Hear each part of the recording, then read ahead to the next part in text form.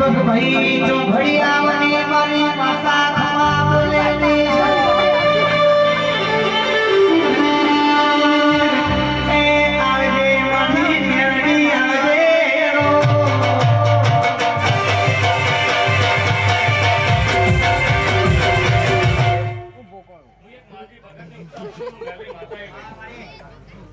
ભરજો પાલ બને